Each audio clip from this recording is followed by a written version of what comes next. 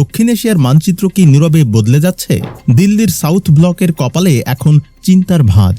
যে ছোট দেশগুলোকে একসময় ভারত নিজের প্রভাব বলয় ভাবত, তারাই এখন ড্রাগনের ডানায় ভর করে দিল্লিকে চোখ রাঙাচ্ছে।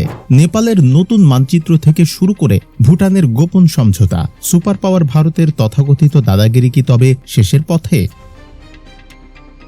খেলাটা শুরু হয়েছে হিমালয়ের কোল থেকে।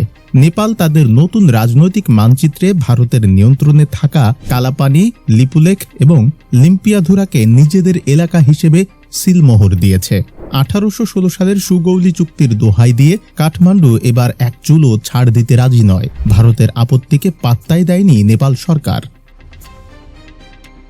কিন্তু আসল মাস্টার স্ট্রোকটা এসেছে ভুটানের দিক থেকে। যে ভুটানের পররাষ্ট্র ও প্রতিরক্ষা নীতি একসময় দিল্লির প্রেসক্রিপশনে চলত, সেই থিম্পু এখন বেইজিংয়ের সাথে সীমান্ত চুক্তি প্রায় চূড়ান্ত করে ফেলেছে।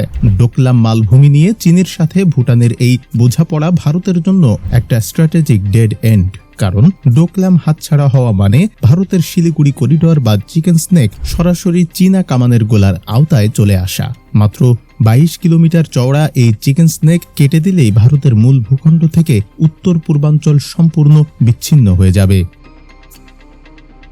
তবে এই পুরো দাবার বোর্ডে ফ্রন্টলাইনে চীন থাকলেও পর্দার আড়ালে প্রক্সি ওয়ার লড়ছে অন্য কেউ। ডিফেন্স এক্সপার্টদের মতে নেপাল ও ভুটানের এই আকস্মিক ভারত বিরোধী অবস্থানের পেছনে রয়েছে পাকিস্তানের গোয়েন্দা সংস্থা ISI এবং চীনের লবিস্টদের একটি শক্তিশালী নেক্সাস। নেপালের রাজনৈতিক অস্থিতিশীলতাকে কাজে লাগিয়ে সেখানে ভারতের একাধিপত্য ভাঙতে নিখুঁত ছক কষেছে ISI এর স্লিপার সেলগুলো। অন্যদিকে কাঠমান্ডু থেকে থিম্পু সবখানেই বিলিয়ন ডলারের চীনা বিনিয়োগের লোভ দেখিয়ে লবিস্টরা রাতারাতি দিল্লি বিরোধী হওয়া ভারী করে তুলেছে।